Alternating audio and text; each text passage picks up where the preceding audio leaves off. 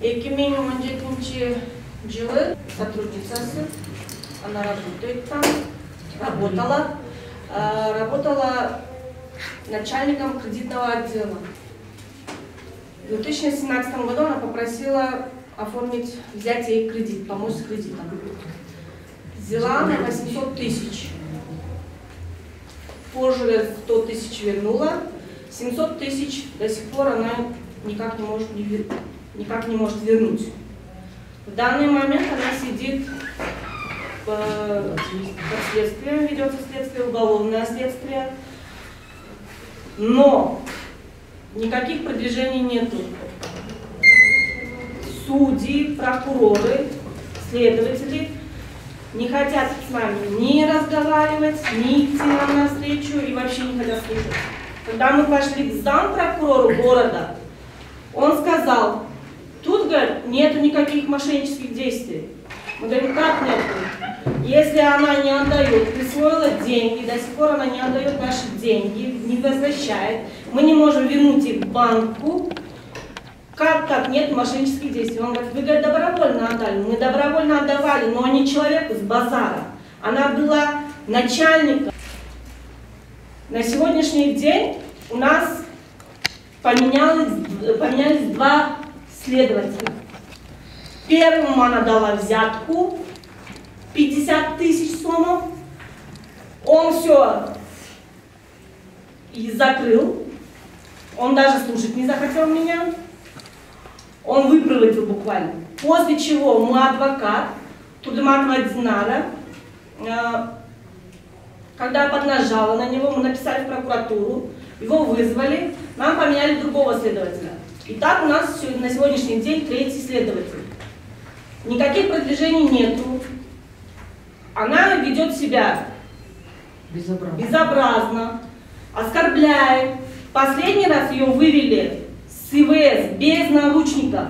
Когда я сидела с маленьким ребенком в милиции УВД в коридоре, она напала на меня сзади, ударив меня по голове. Ребенок спал. Когда я сказала, почему она без наручников, они говорят: ну вы поймите, она сидит уже 4 месяца, у нее нервы. А у нас не нервы, значит? Мы бегаем туда-сюда, снег, дождь, слякоть, и никто не обращает ни на что внимания. Что ее адвокат, что она ведут себя безобразно. Они даже с нами на контакт не идут. Ее адвокат вообще с нами ни здрасте, ни до свидания. Хотя бы что-нибудь сказал бы.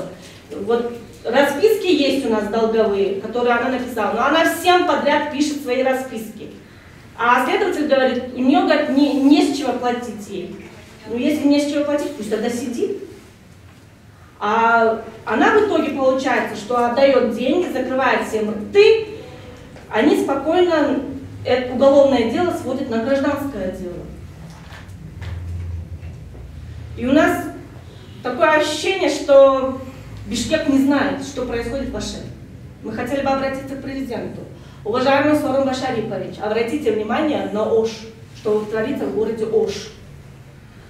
Бишкек, наверное, не в курсе того, что происходит в банках. Там выходят фальсификации документов, где она подделала свидетельство о том, что я являюсь частным предпринимателем, продаю золото. Но это не так. В Госстате я вышла чистая. В других домах фотографии домов совсем другие. На это никто не обращает внимания. Не выдают документы следственным органам. Не отдают, буквально прячут, как будто бы. Не предоставляют ничего. Мы говорим вот так, вот так. Они говорят, принесите. Как мы можем принести, если это работа следователей? Поэтому я хотела бы сама обратиться к Сооронбаю Шариповичу, чтобы он обратил внимание на наше дело, то, что творится в городе Ош. Она меня поддержала в тот момент. У меня погибла дочь. Я тоже так удивилась, что человек не знает меня, пошел мне навстречу, поддержал меня. Потом в один прекрасный момент я осталась без работы, она предложила мне работу, поработать у нее в магазине. У нее магазин был в Черемушках, апельсин. Я в тот момент работала у нее там продавцом.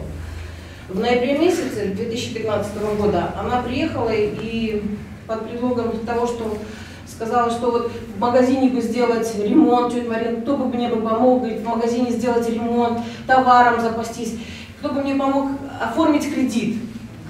Я говорю, Лен, если моя помощь нужна, я тебе помогу. Вот, тетя Марина, вы бы не могли мне дать документы от своей квартиры, я бы оформила кредит, и мы бы сделали ремонт, закупили товар. Ну, я ей помогла, да, дала ей документы от своей квартиры. Она сказала, тетя Марина, вы ни за что не переживайте, все остальное я буду проплачивать сама.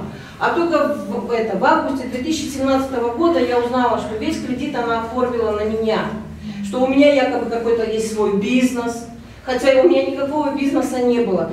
И в августе 2017 года уже знали эти сотрудники банка, что много подложных документов в моем кредитном деле. Но им легче было ее уволить по статье, чем разобраться со своим сотрудником. И вот до сих пор мы с этим боремся, и все обвиняют только нас, что мы пошли добровольно, мы действительно пошли добровольно, но мы хотели помочь человеку, и что она нас подставит в такую ситуацию, что сейчас в данный момент банк забирает у меня 2 квартиры. Хотя все деньги, она и не отказывается, она даже при управляющем банка, сказала, да, деньги забрала я. Она не отказывается, и все знают в банке, что деньги забрала она, но возвращать она не возвращает, а с нас требует. Вот мы просим вас, мы даже в милицию вот сейчас обратились, у нас заведено уголовное дело, но мы просим вас, помогите нам, мы стучимся во все двери, но никто не хочет слышать. Я буду брать кредит, вы ни за что не переживайте, вы ни за что отвечать не будете, свое жилье вы не закладываете, ничего не заказываете. Я говорю, ты прекрасно знаешь, что я на инвалидности, я инвалид 2-й группы. А на галерее ничего не касается, никто не будет ничего знать, вы просто подпишите бумаги. Я поверила ей, подписала ради Марины. Думаю, ладно, раз она соглашается, теперь пришли в банк, говорят, освобождайте квартиру. На каком основании? Я ничего не закладываю.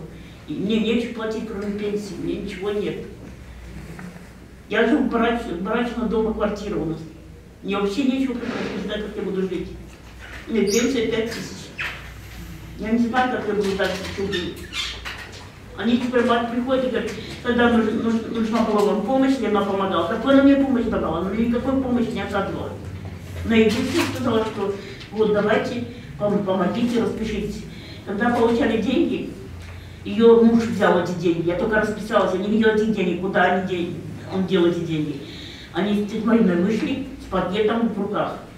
Они меня высадили возле дома, дальше поехали с деньгами. Марина отдала деньги на Ване. Больше я ничего не знаю. Она с моим сыном ходила в садик, знала ее отца, я с ним работала, сотрудничали мы.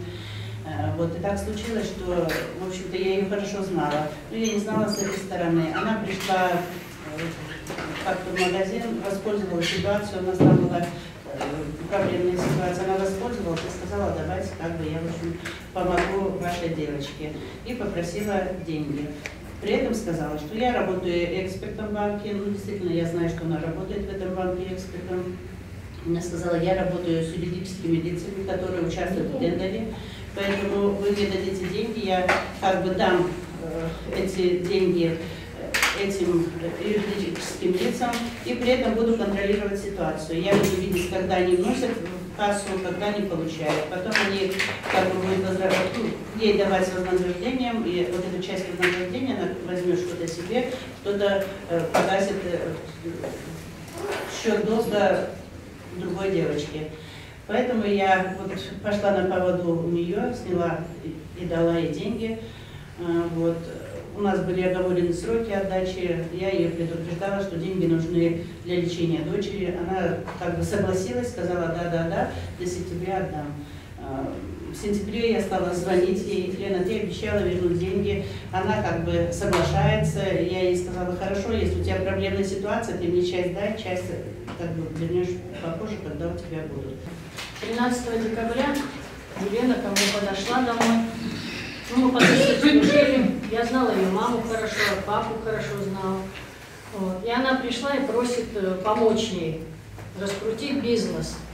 Но я с этим делом никогда не вмешивалась, я медработник, не было такого.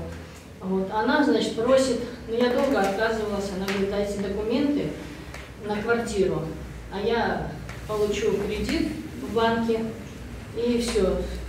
К вашей квартире мы никакого отношения не имеем, я не имею права ее ни продать, ничего не взять, ни этот. Расписку написала. Я долго не соглашалась, потом она все-таки меня убедила. Вот. Взяла документы, уехала, потом приезжает и говорит, ваши документы не проходят в банке по возрасту. Ну, не проходит, не надо, давайте возвращайте. Нет, говорит, я договорилась на 3 месяца, вот, все, и не волнуйтесь, в январе месяце я вам верну документы на квартиру, на это, 4-я форма с госрегистра. Ну, я верю ей. Потом она приводит мне частного нотариуса. Приводит, и то же самое. Вы не волнуйтесь, с вашей квартирой ничего не случится. Все. Ну и дает мне доверенность подписать. Я взяла эту доверенность, вы знаете, я ничего не вижу, что там написано. Вообще вот, как будто чистый листок. Смотрела, говорю, слушайте, я не могу прочитать, что у вас тут написано. Тогда нотариус сам прочитал мне. Но о купле-продаже никакой речи не шло. Ни о деньгах, ни о продаже квартиры речи не шло. Он тут же взял мою подпись и уехал. А до этого я еще, когда мне сосед сказал, говорит, ваша квартира продана, говорит. Я говорю, как продана? Кому продана? Езжайте в милицию. Я приехала в милицию, меня оттуда отправили в госрегистр. Я в госрегистре, когда была, мне сказали, квартира ваша продана, вы не хозяйка. Тогда я написала заявление, отвезла Сулеймантову. Там приняли заявление, все, это расспросили, все. И в итоге следователь говорит, а ваша квартира продана за 1 900 000.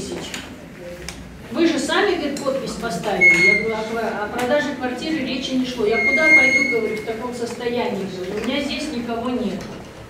И все, 2 месяца там лежат эти документы. Никаких сдвигов, я поехала, говорю, ну, результат хоть какой-то скажите мне. Они меня отправили на базаре в милицию. Ваш участок там, езжайте туда. Я поехала туда, следователя там не было, по телефону меня с ним сообщили, он сказал, ну, ознакомлюсь с вашим делом и перезвоню. И вот до сих пор он звонит мне. Потом я написала заявление в прокуратуру. С прокуратуры заявление передали в УВД, и тоже тишина, не вызывают меня ни на собеседование, ни на очную ставку, никуда.